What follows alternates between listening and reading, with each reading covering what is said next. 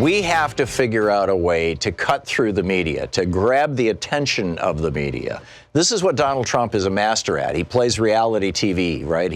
Every day there's a new narrative that he can dump on the media. Every day there's a new outrageous statement. Every day, it's like that. And his crimes are going to recede into the distant memory of Americans over the next 2 years. I mean, it's almost 2 years till the election. I mean, if things aren't challenged, if they're not taken care of, they just go away. And punching through, getting the media to pay attention can be a real challenge. I got an email this morning from an old friend of mine, Earl Katz. He was the entertainment industry coordinator for Earth Day 2000. And by the way, happy Earth Day. That's today in D.C., Earth Day 2000 in Washington, D.C. And Earl, in fact, made Leo DiCaprio chairman of the entertainment committee. I mean, that's how he first met him. And, he sent me a note this morning. He says, I was just watching Dennis Hayes being interviewed on Earth Day on C-SPAN. And here's what he said immediately before being cut off at 10:53 for coverage of the White House Easter egg hunt. Seriously, not making this up. This is what Dennis Hayes said, quote, the things we have to be most concerned about are tipping points, which once reached put things out of our control. For example, in the Arctic, there are methane hydrates.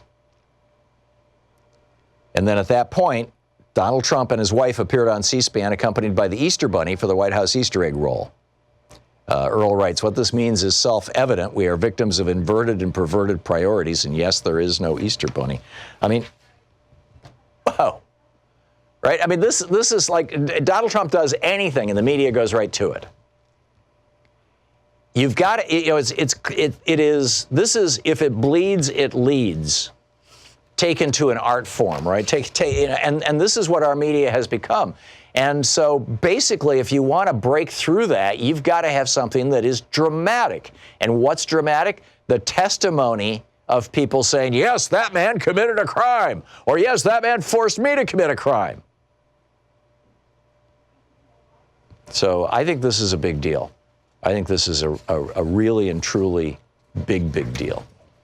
And I mean, there's a million things, right? For example, there was this company that made baby strollers, and kids were being injured. Over 100 injuries from the Britax Child Safety three-wheeled BOB jogging strollers, right, between 2012 and 2018. So the Consumer Product Safety Commission said, pull them, right, withdraw them.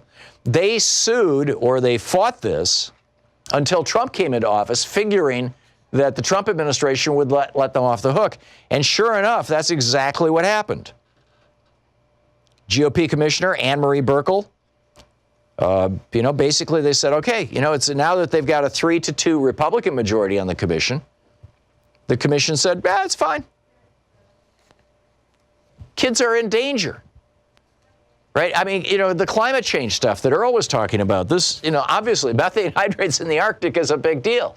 We should be talking about it more, but no, there's an Easter egg roll, right? Something's going on with Trump. I am strongly of the opinion that any conflation, anybody who argues that there are lessons to learn from the Clinton impeachment that apply to the Trump impeachment needs to be educated. They need to be informed. The lesson that we learned from the Clinton impeachment is don't try to impeach a president who hasn't actually committed impeachable crimes. And having an affair and lying about it is not an impeachable crime. But, colluding with a foreign government to become president, being a criminal, these are impeachable crimes.